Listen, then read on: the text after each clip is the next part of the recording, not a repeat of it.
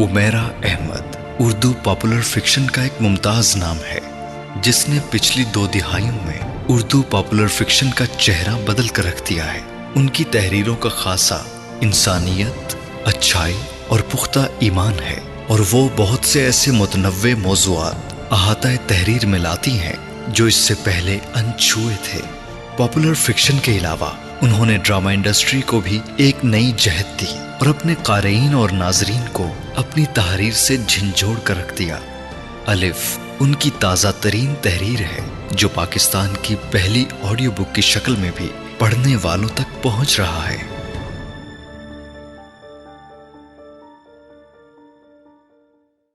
किस्त नंबर 1। जाने जहां, आज तुम्हें गए 423 दिन हो गए, बल्कि लगता है 423 साल हो गए। तुमने मेरी जिंदगी के उन दिनों को जो तुम्हारे साथ लम्हे की तरह गुजरे थे साल बना दिया है। मुझे कई बार लगता है मैं रेत की घड़ी हूं जो पिछले 423 दिनों से तुम्हारी वापसी के दिनों को मिनटों घंटों की तरह गिनते हुए उसी रेत की तरह गिरती बढ़ती जा रही है। तुम्हें याद है हम पहली बार जब मिले थे तो दूसरी मुलाकात में ये सारी बातें तुमने कही थी। वक्त के मिनटों घंटों को गिनने की, ना गुजरने की, लम्हों की सुस्त रफ्तारी की, सालों जैसा लगने की।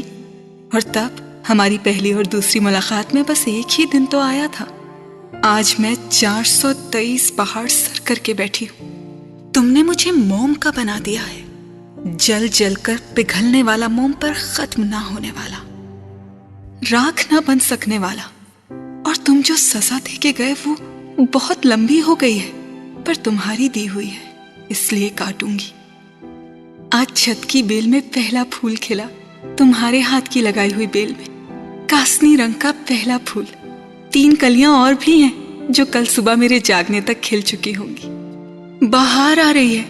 हर बार तुम मुझे छत की इस बेल में पहला फूल खिलने की खबर दिया करते थे। बाहर भी सबसे पहले तुमको अपने आने की खबर दिया करती थी और तुम मुझे सफेद गुलाब लाकर दिया करते थे। ये सब्ज बहार उन सफेद गुलाबों के बगैर कभी बाहर नहीं लगती थी। मुझसे तुम्हारा लगाया हुआ हर पौधा, हर पेड़ तुम्हारी बातें करता है, तुम्हारा पूछता है। पिछले साल तुम्हें पूछते पूछते वो खिज़ां की लपेट में आ गए। इस बार फिर तुम्हारा पूछते पूछते सरसब्ज हो रहे हैं। सिर्फ एक मैं ही हूं जिस पर एक ही मौसम है, पतझड़ का और टूटने बिखरने का। वो सारे परिंदे फिर से आने लगे हैं जिनकी बोलियों और चहचहाटों के मायने तुम मुझे बताया करते थे। वो कब क्या मांग रहे थे, क्या कह रहे थे, क्या चाह रहे थे, कौन खुश था, कौन उदास, कौन अपने साथी के मिलन की खुशी मना रहा था, कौन अपने साथी की जुदाई का गम, कौन गीत गा रहा था और कौन नोहा। ये सब सिर्फ तुम्हें पूछना आता था, मुझे नहीं। और मुझे लगता था मुझे कभी आ भी नहीं सकता। पर जाने जहां, तुम्हारे बगैर गुजरे इन 423 दिनों में ये बोली भी पूछने लगी हूं मैं। उनमें से हर एक मुझसे सिर्फ तुम्हारा पूछता है कि वो जो उस पहाड़ के दामन में, उस घर के फूलों के बीचों बीच चांदनी रातों में और खुनक सवेरों में अपने सफेद लिबास में नाचता समा करता था, वो कहाँ है? जिसके पांव की गर्दिश की बेख्तियारी रूमी के मिसरों की वजद जैसी थी, वो अब कहाँ है? और जिसके बाजुओं की जुम्बिश हवाओं में अपना रास्ता बनाती थी, वो खुद उस घर का रास्ता क्यों भूल गया है? मेरे पास खामोशी के सिवा कुछ नहीं। उनसे क्या बात करूं, क्या बताऊं? उनमें से कोई कुछ नहीं समझ पाएगा, ना मेरी तावीलों को, ना मजबूरियों को, ना बहानों को और ना मेरे गम को। तुम तो समझ सकते थे ना, तुम तो साथी थे मेरे। जिंदगी भर साथ का वादा करके लाए थे मुझे, तुम इस तरह छोड़कर कैसे चले गए? इन लफ्जों की स्याही को जो धुंधला रहा है वो मेरी आंखों का पानी है, आंसू नहीं है। तुम्हारे बाद आंसू नहीं बहाती मैं। ये पानी है मेरा पछतावा, मेरी निदामत, मेरी खता को मिटाने, बहा देने के लिए गिरने वाला पानी। पर वक्त गुजरता जा रहा है, जिंदगी बीत रही है, ना मेरा पछतावा कम हो रहा है, ना तुम्हारी जुदाई का गम। اور نہ تمہارا غصہ۔ زندگی میں ایک غلطی کی میں نے، تم نے مجھے وہ بھی معاف نہیں کی۔ رومی کا ورلنگ درویش ہونے کے باوجود تم ساری دنیا کے لیے رحم اور درگزر تھے، میرے لیے کیوں نہیں ہوئے؟ میں نہیں رہوں گی تب آؤ گے تو کیا فائدہ؟ اتنے خط، اتنی منتیں میں نے کب کسی کی ہیں، مگر تم سے کی ہیں تو مجھے اس کا رنج نہیں۔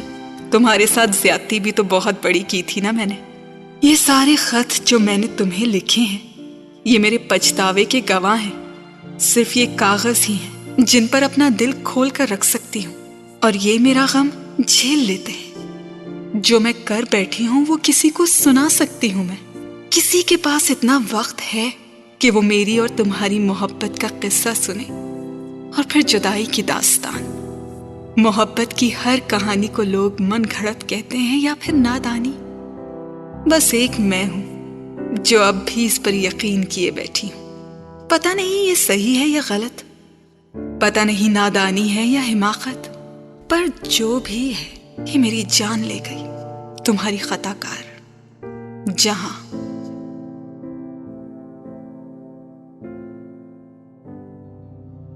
پانی کی پہلی بوند اس کے سر پر گری تو اس نے سائیکل چلاتے ہوئے آسمان کی طرف دیکھا۔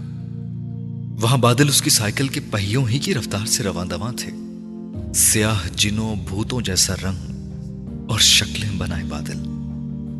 دوسری بوند ٹھیک اس کی ناک کی نوک پر گری تھی، اور وہاں سے اس کے ہونٹوں، اور ہونٹوں سے ٹھوڑی، اور ٹھوڑی سے اس کی گردن کا سفر اس نے سیکنڈز میں کیا تھا۔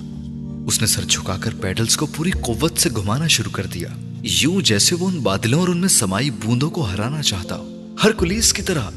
تیز تیز اور تیز، ہوا سے تیز، بادلوں سے طاقتور۔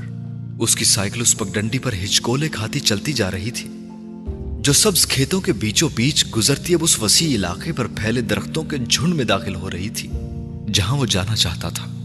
بادل اور بارش اس کا تعاقب کر رہے تھے، یا کم از کم اسے ہی ایسا لگ رہا تھا، اور وسیع و عریض علاقے پر پھیلے ہوئے بلند درختوں کے اس جنگل میں داخل ہوتے ہی اسے لگا جیسے وہ بادلوں کو شکست دے آیا تھا۔ وہ اس جنگل کے سامنے سے روز گزر کر سکول جایا کرتا تھا، بلکہ اس کے ساتھ ہی سکول کے سارے بچے روز ہی وہاں سے گزرتے تھے۔ کبھی کبھی وہ جنگلی بیر ڈھونڈتے اندر گھس جاتے، مگر کبھی کبھی بہت اندر تک جانے کی ان کی ہمت ہی نہ ہوتی تھی، اور آج وہ اکیلا ہی اس جنگل میں گھس آیا تھا۔ بلند و بالا گھنے درختوں نے سارے جنگل پر چھت تان رکھی تھی، جس میں سے سورج کی روشنی اور ہوا چھن چھن کر آتی۔ لیکن اس وقت جب سورج بادلوں کی اوٹ میں تھا تو جنگل دن میں بھی تاریکی میں ڈوبا ہوا تھا۔ وہ 8-9 سالہ بچہ جنگل میں آگے بہت آگے جانا چاہتا تھا، لیکن اس تاریکی نے یکدم جیسے اس کی ہمت پسپا کر دی۔ سائیکل روک کر اس نے اپنا دل مضبوط کرنے کی کوشش کی جو تیز ہوا سے ہلتے پتوں اور ٹوٹنے والی شاخوں کی آوازوں سے دہل رہا تھا۔ اس نے سائیکل سے اتر کر اسے زمین پر لٹا دیا اور پیدل چلنے لگا۔ ہوا چند لمحوں کے لیے تھمی، یوں جیسے جنگل نے اس کے دل کا خوف بھانپ کر اسے دلاسا دینے کے لیے سانس روک لیا ہو۔ وہ ایک عجیب سناٹے میں کھڑا تھا، پتوں کی ہلکی ہلکی سرسراہٹ اور پرندوں کا شور۔ وہاں اس وقت کوئی تیسری آواز نہیں تھی۔ وہ چند قدم اور آگے بڑھا اور اپنے جوتوں کے نیچے سوکھے پتوں کی چرمر ہونے کی آوازیں سنی۔ وہ یکدم رک گیا، یوں جیسے یہ آوازیں بھی اسے خوف زدہ کر رہی تھی۔ اس نے پلٹ کر دیکھا، جہاں اس نے سائیکل زمین پر لٹائی تھی، اور پھر درختوں سے پار نظر آنے والے کھیتوں کو، یوں جیسے وہ اپنے آپ کو یہ حوصلہ دینا چاہتا ہو کہ وہ جب چاہے وہاں سے بھاگ سکتا تھا۔ دوبارہ پلٹ کر وہ چند قدم آگے اور بڑھا، پھر اسے یکدم ایک سوکھے درخت کا گرا ہوا تنا نظر آیا۔ وہ بے اختیار خوش ہو گیا۔ اپنی پشت پر لٹکا بیگ اتار کر وہ تیزی سے اس تنے تک گیا جو اتنا بڑا اور موٹا تھا کہ وہ اس کے قد کے برابر آ رہا تھا۔ اپنے بیگ کو اس نے تنے کی ایک زمین بوس شاخ پر رکھ کر اس کی زپ کھولی اور اندر سے لکڑی کا ایک چھوٹا سا لیٹر باکس نکالا جو لکڑی کے غیر ہموار ٹکڑوں سے بنایا گیا تھا۔ اس نے لیٹر باکس تنے کے ساتھ زمین پر رکھ دیا۔ اس کے پاس کوئی کیل اور ہتھوڑی ہوتی تو شاید وہ لیٹر باکس کو تنے پر ٹھوک دیتا، لیکن ان چیزوں کی عدم موجودگی میں اس نے اسے تنے کے ساتھ ٹکانا ہی کافی سمجھا۔ یکدم ہوا پھر چلنے لگی تھی۔ اس نے تیزی سے بیگ میں سے ایک لفافہ نکالا اور اسے لیٹر باکس میں ڈال دیا۔ لفافہ ڈالتے ہی اس کے چہرے پر عجیب سا اطمینان ابھرا۔ हवा जमीन पर गिरे खुश्क पत्तों को उड़ाने लगी थी और वो बच्चा बर्क रफ्तारी से अपने बैग की जिप बंद करके उसे अपनी पुश्त पर चढ़ाते हुए उस तरफ भागा जहां उसकी साइकिल पड़ी थी। और तभी उसने अपने सर पर बारिश की तीसरी बूंद गिरती महसूस की। 1, 2, 3 बूंदों का ना रुकने वाला सिलसिला शुरू हो चुका था। पूरा जंगल उसकी लपेट में था। वो बच्चा किसी वॉरियर की तरह बैग पुश्त पर चढ़ाए हुए भागता, जमीन पर गिरी छोटी मोटी शाखों को फलांगता और ऊपर से गिरने वाले लकड़ी के टुकड़ों से बचता अपनी साइकिल की तरफ भाग रहा था। मगर इस बार बारिश और बादलों से शिकस्त देने में कामयाब हो चुके थे। वो साइकिल पर सवार हुआ तो भीग चुका था। साइकिल दौड़ाते वो जब जंगल से निकला तो तूफानी बारिश की वजह से थर थर कांप रहा था। खेतों के दरमियान उस पगडंडी पर गांव के बहुत से बच्चे साइकिलों पर और पैदल बारिश में भीगते अटखेलियां करते भाग रहे थे और वो 8 साला बच्चा भी उनके साथ शामिल हो गया और वो बेपनाह खुश था। बुरी तरह धड़कते दिल और बेतरतीब सांसों के साथ उसने उस दिन अपनी मां के लिए बहुत बड़ा काम किया था और अपनी खुशी पर काबू पाना उसके लिए नाकाबिले बर्दाश्त हो रहा था। बहुत तेजी से साइकिल चलाता, बारिश में भीगता, शोर मचाता और सर पर उड़ते स्याह बादलों के साथ रेस लगाता हरकुलिस सारी रुकावटें अबूर करके सोने का वो सिक्का जीत चुका था जो सबसे बहादुर के लिए था। उस कैनवस पर आयत एक अजीब रोशनी में घिरी हुई थी। लफ्ज जैसे नूर थे, हर्फ जैसे मोती और आराब उन पर बादलों की तरह साया फिकन। अल्लाहु नूर समावाति वल अर्ज़। वो बूढ़ा हाथ कैनवस पर उन आयात की खताती में मसरूफ था। वही रोशनी जो उस आयत के गिरदहाला बनाए हुए थी वो उस हाथ को भी घेरे हुए थी, पर हाथ रुक नहीं रहा था। झुर्रियों ज़दा जिल्द पर नजर आने वाली नीली रगें उस रोशनी में किसी एक्सरे में दिखाई देने वाली चीजों की तरह अयां थी और हाथ रुके बगैर चलता ही जा रहा था, किसी माहिर की तरह जिसे अपने काम में मुहारत हो। फिजा में अब कोई अपनी बेहद खूबसूरत आवाज में वो आयत तलावत करने लगा था। बेहद दिलकश, भारी, साफ मगर मीठी मर्दाना आवाज जो कान के पर्दे से सीधी दिल के तारों को बरब्त के तारों की तरह हिलाए। वो आवाज सिर्फ आयत का वो हिस्सा नहीं पढ़ रही थी जो कैनवस पर थी, बल्कि पूरी आयत पढ़ रही थी। अल्लाह आसमानों और जमीन का नूर है। उसके नूर की मिसाल ऐसी है कि गोया एक ताक है जिसमें चिराग है और चिराग एक कंदील में है और कंदील ऐसी शिफाफ है कि गोया मोती का सा चमकता हुआ तारा है। उसमें एक मुबारक दरख्त का तेल जलाया जाता है, यानी जैतून, कि न मशरक की तरफ है न मगरिब की तरफ। ऐसा मालूम होता है कि उसका तेल खाह आग उसे न भी छुए जलने को तैयार है। बड़ी रोशनी ही रोशनी हो रही है। अल्लाह अपने नूर से जिसको चाहता है सीधी राह दिखाता है और अल्लाह जो मिसालें बयान फरमाता है तो लोगों के समझाने के लिए, और अल्लाह हर चीज से वाकिफ है। सूरह अल-नूर आयत नंबर 35। तिलावत करने वाली वो आवाज अब यकदम खामोश हो गई थी। फिजा में अब भी उसकी आयत की गूंज थी। वो हाथ अब भी कैनवस पर उसी आयत को बना संवार रहा था और फिर यकदम बहुत दूर से हल्की मौसीकी की आवाज आने लगी। नूर का वो हाला जो उस हाथ और कैनवस को फोकस किए हुए था यकदम दूर जाने लगा, ऊपर आसमान में और नीचे अब उस कैनवस के सामने एक खुले मैदान में जो वैसी ही दूधिया रोशनी से बनाया हुआ था। एक शख्स वर्लिंग दरवेश का लिबास पहने, बाजू फैलाए, गोल चक्कर काट रहा था, बेहद आहिस्ता, यूं जैसे उसे किसी पैर की तरह किसी ने हवा के दोष पे रख दिया हो। और फिर वो मौसीकी बुलंद होना शुरू हुई और उस शख्स का वजूद तेजी से घूमना शुरू हुआ था। उसका सफेद लिबास अब हवा में फड़फड़ा रहा था और उसके सर पर मौजूद ऊंची टोपी उसका चेहरा जैसे कुछ ढके हुए थी और उसकी रफ्तार अब तेज से तेज होती जा रही थी, फिजा में गूंजने वाली उस बुलंद और मशहूर कुन बांसुरी की आवाज के साथ जो अब हर चीज पर हावी होती जा रही थी। वो कैनवस अब इतना छोटा हो चुका था कि ऊपर से नजर ही नहीं आता था और वो हाथ भी अब गायब था نیچے اس میدان میں روشنی کے اس حالے میں اب صرف اس ورلنگ درویش کا رقص کرتا وجود تھا، جس کا رقص تیز سے تیز ہوتا جا رہا تھا، اتنا تیز کہ اس کا سفید لباس اور اس کے سر پر موجود ٹوپی اب ایک پھول اور اس کے مرکز کی طرح لگنے لگے تھے۔ اور پھر اس رقص میں اور تیزی آ گئی، اتنی تیزی کہ انسانی آنکھ کا اس پر نظر جمانا اور اسے شناخت کرنا مشکل ہونے لگا۔ اور پھر یکدم اس وجود میں آگ لگی اور وہ شعلے کی طرح بھڑکا، پھر پلک جھپکتے ہی جل کر خاک ہو گیا، اور اس کے ساتھ ہی جیسے وہ ساری روشنی کو لے کر اندھیرے میں تبدیل ہو گیا تھا۔ 9 سال کا وہ بچہ ہڑبڑا کر اٹھ بیٹھا، اس کا سانس تیز چل رہا تھا اور وہ گہرے گہرے سانس لے رہا تھا، یوں جیسے وہ کوئی خوفناک خواب دیکھ کر بیدار ہوا ہو۔ کمرے میں نیم تاریکی تھی اور اس کے بستر میں اس کی ماں اس کی طرف پشت کیے سو رہی تھی۔ اپنے جسم سے چادر ہٹا کر اس نے بلی کی طرح بڑی احتیاط سے پاؤں زمین پر اتارے اور دبے قدموں چلتا ہوا وہ سیدھا کمرے کے اس کونے میں گیا جہاں اسٹڈی ٹیبل پر ایک لیمپ رکھا تھا، جسے اگر وہ آن کرتا تو اس کی ماں کی آنکھ کھل جاتی۔ اس نے پلٹ کر بستر پر لیٹی ماں کو دیکھا، اس کی پشت اسٹڈی ٹیبل کی طرف تھی۔ وہ جیسے یہ اندازہ لگانا چاہتا تھا کہ روشنی ماں تک جائے گی یا نہیں، اور اس نے اندازہ لگا لیا۔ ٹیبل لیمپ پر وہ سکارف ڈالا تھا جو اس کی ماں نے اسٹڈی ٹیبل کو کرسی کی پشت پر ڈال کر رکھا تھا۔ بے حد احتیاط کے ساتھ اس نے لیمپ کا بٹن دبایا کہ اس کی آواز بھی ماں کے کانوں تک نہ پہنچے۔ لیمپ روشن ہوا تو اس نے پلٹ کر ماں کو دیکھا، روشنی ماں تک نہیں گئی تھی، اس کا ٹوٹکا کام کر گیا تھا۔ اس کی ماں کے وجود میں حرکت نہیں ہوئی تھی۔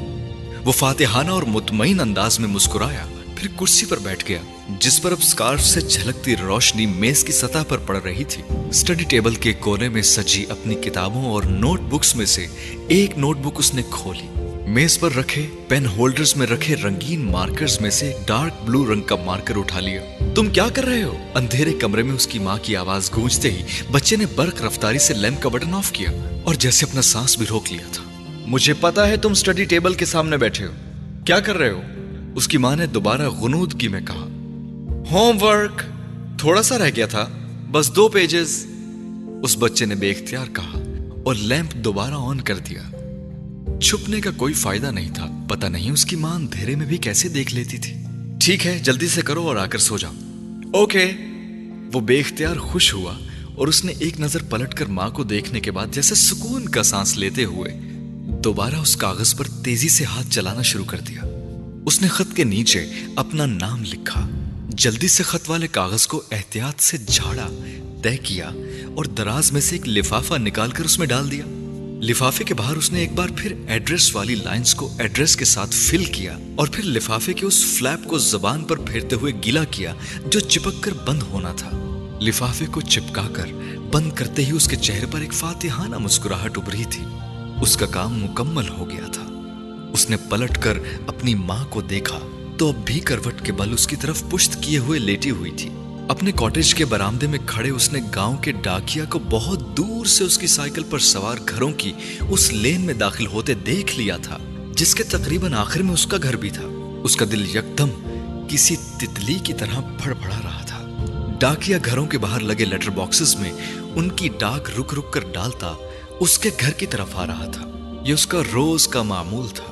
اسے ڈاکیے کے آنے کے اوقات کا پتہ تھا اور وہ اسکول سے آنے کے بعد اپنے کاٹیج کے برآمدے میں کھڑا ہو جاتا تھا۔ روز ڈاکیا آتا اور اس کے گھر کے سامنے سے گزر جاتا اور اس کا دل تتلی کی طرح پھڑپھڑانا شروع کرتا اور پھر سنیل کی رفتار پر آ جاتا۔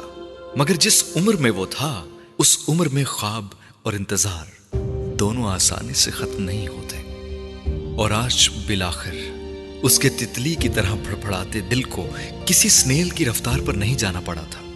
ڈاکیا اس کے گھر کے باہر لگے ہوئے لیٹر باکس کی طرف آنے لگا تو اس نے برآمدے سے نیچے دوڑ لگا دی تھی۔ کیا ہمارا خط آیا ہے؟ اس نے ڈاکیے کے پاس پہنچتے ہوئے کہا۔ ڈاکیا مسکرایا، ہاتھ میں پکڑے ہوئے لفافوں میں سے ایک لفافہ نکالتے ہوئے اس نے سر ہلایا اور اس بچے کے ہاتھ میں تھما دیا اور خود آگے بڑھ گیا۔ اس سے پہلے کہ وہ اس لفافے پر نظر ڈالتا، پیچھے سے اس کی ماں نے آ کر اس سے وہ خط لیتے ہوئے کہا، میں کب سے کھانے کے لیے آوازیں دے رہی ہوں اور تم یہاں کھڑے ہو؟ ممی یہ میرا خط ہے۔ اس نے احتجاج کرتے ہوئے ماں سے لفافہ لینا چاہا۔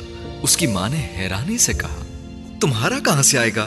یہ تو میرا ہے، دیکھو پاکستان سے آیا ہے۔ اس کی ماں نے لفافہ ہاتھ میں پکڑ کر اس پر لگی ٹکٹیں اسے دکھاتے ہوئے کہا۔ اس کا دل ڈوبا، سانس رکا، پھر اس نے سر جھکا لیا۔ تم کو ٹکٹیں چاہیے نا اس کی؟ وہ اندر جا رہا تھا جب اس نے اپنے عقب میں ماں کی آواز سنی۔ وہ ٹکٹیں جمع کیا کرتا تھا اور گھر میں آنے والے ہر خط پر لگی ہوئی ڈاک کی ٹکٹ پر اس کا استحقاق ہوتا تھا، مگر اس وقت اسے اس لفافے اور اس ٹکٹ میں کوئی دلچسپی نہیں تھی۔ آج 30ویں خط کا بھی جواب نہیں آیا تھا۔ وہ سائیکل پر اسکول سے گھر آتے ہوئے اسی پگڈنڈی میں اسی جنگل کے سامنے سے گزر رہا تھا، اور اس نے ایک بار بھی گردن موڑ کر اس طرف نہیں دیکھا تھا۔ ایک عجیب سی خفگی تھی جو دل میں پالے ہوئے تھا۔ ایسا بھی کیا کہ اتنے خط لکھو اور کوئی جواب نہیں؟ اس نے تیزی سے سائیکل چلا کر اس جنگل کے سامنے سے گزرتے ہوئے سوچا، سب کے خطوں کے جواب ملتے ہیں اور میرا، جبکہ میرا خط سب سے خوبصورت تھا۔ میں نے اس پر پھول اور ستارے بھی بنائے تھے، وہ بھی رنگین مارکر سے، اور ہر جملے کے بعد فل سٹاپ بھی لگایا تھا، اور کاغذ بھی صاف ستھرا، مارکر بھی اچھا تھا، کہیں انک کے دھبے بھی نہیں لگے تھے۔ وہ دل ہی دل میں اپنے خط کی خوبیاں اور خصوصیات گن رہا تھا جو ہر لحاظ سے اسے ایک جوابی خط کا اہل کر رہے تھے، مگر جوابی خط۔ وہ اب کئی دنوں سے صبح اسکول جاتے اور واپس آتے اس جنگل کے سامنے سے گزرتے بے حد خفگی سے اس کی طرف دیکھے بغیر گزر جاتا۔ یہ اس کی ناراضگی کا اظہار تھا۔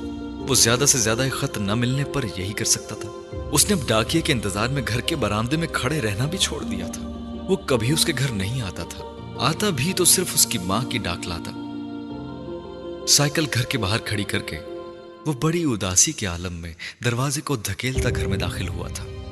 یقیناً اس کی ماں بیرونی احاطے میں تھی، اسی لیے وہ دروازہ کھول گئی تھی، ورنہ وہاں دروازہ بجانے کی آواز آتی نہ گھنٹی کی۔ اپنے کمرے میں آ کر اس نے اسکول بیگ رکھا اور پھر بستر پر رکھے اپنے کپڑے دیکھے، وہ بھی اس کی ماں ہی نے رکھے تھے۔ کچھ خفا سے انداز میں اس نے اپنا یونیفارم تبدیل کرنا شروع کیا تھا، جو وہ تبدیل کرنے کے موڈ میں نہیں تھا، لیکن وہ ماں کو ناراض نہیں کرنا چاہتا تھا۔ بیرونی دروازے کے کھلنے اور بند ہونے کی آواز بھی اس نے اپنی قمیض کو اتارنے کی دھینگا مشتی میں نوٹس نہیں کی تھی، مگر ابھی وہ یونیفارم کی شرٹ اتار کر سیدھا ہوا ہی تھا جب اس نے باہر سے اپنی ماں کی آواز سنی، تمہارا خط آیا ہے۔ یونیفارم کی شرٹ ہاتھ میں پکڑے اس کا دل ایک بار پھر تتلی کی طرح پھڑپھڑایا۔ کس کا؟ اس نے وہیں کھڑے بے یقینی سے چلا کر پوچھا۔ تمہارا۔ اس کی ماں نے جیسے اس کی بے یقینی ختم کی۔ کس نے بھیجا ہے؟ اس نے اپنے بے قابو ہوتے ہوئے دل کے ساتھ ایک بار پھر پوچھا۔ اللہ تعالیٰ نے۔ وہ سانس لینا بھول گیا تھا، اس کی آنکھیں بے یقینی سے گول ہو گئی تھی۔